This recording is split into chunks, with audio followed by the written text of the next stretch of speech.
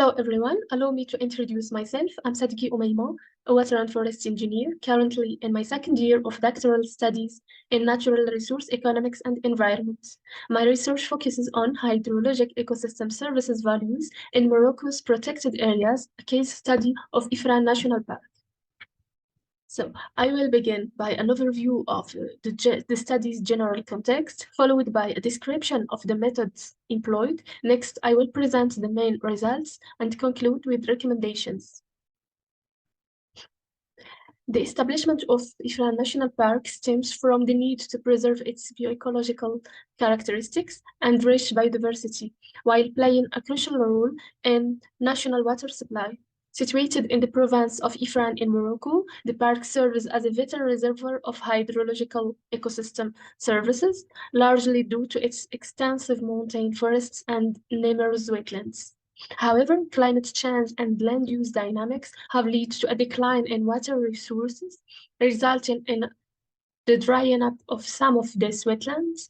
This phenomenon is primarily attributed to agricultural development, thereby endangering the hydrologic ecosystem services that the park provides, including its role as a critical water source.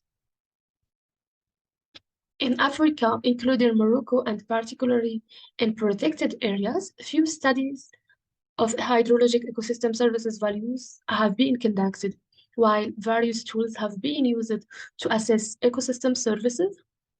Economic valuation remains the most persuasive method for advocating the preservation of vulnerable ecosystems in the face of ongoing human development.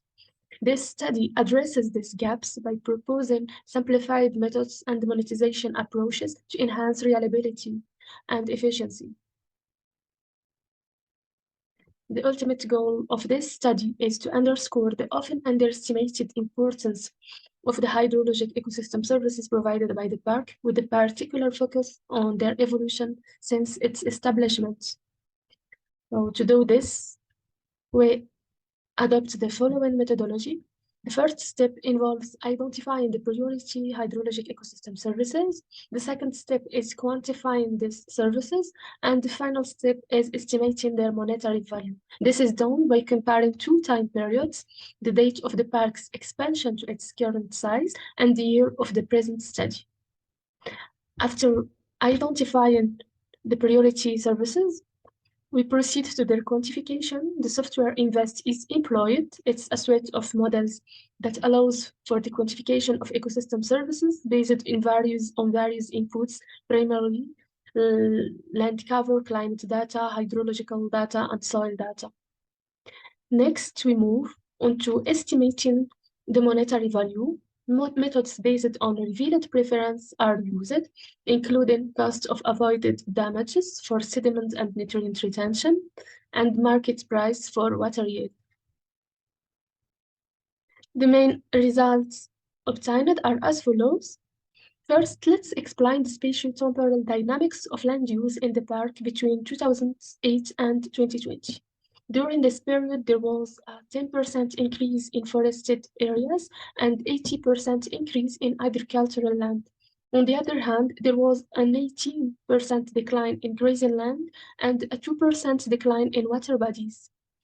The increase in forested area can be supported by several indicators. Firstly, the establishment of protected areas and the implementation of enforcement mechanisms resulted in a reduction in forest offenses. Secondly, the expansion of forest area after each reforestation and the decrease in forest area affected by wildfires during this period.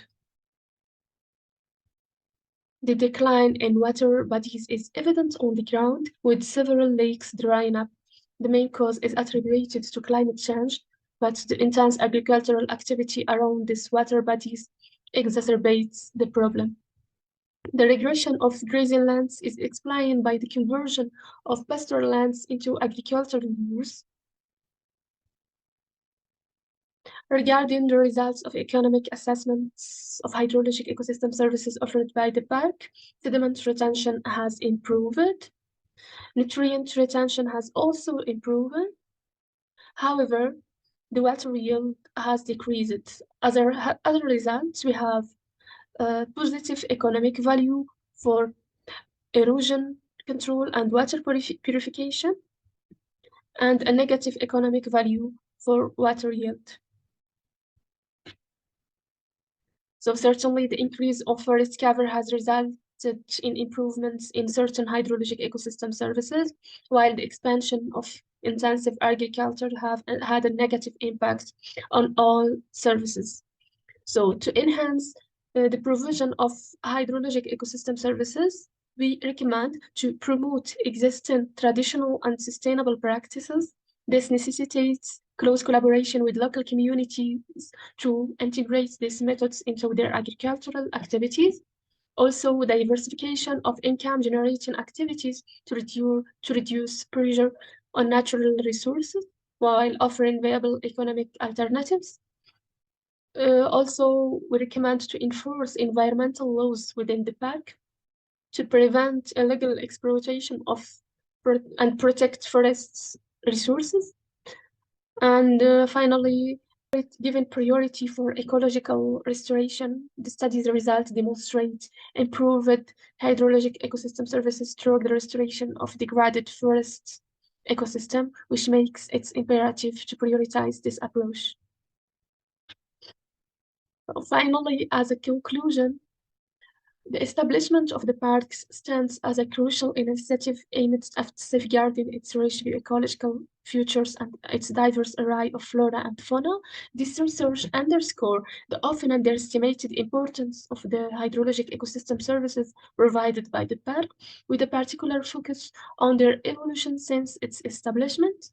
Our results reveal an annual decrease in the economic value of these services by $4,000 per year.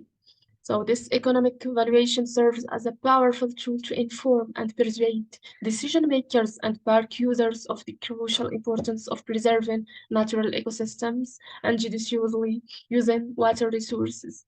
It also underscores the need to invest in conservation and restoration within protected areas to maintain these hydrologic ecosystem services. And thank you for your attention.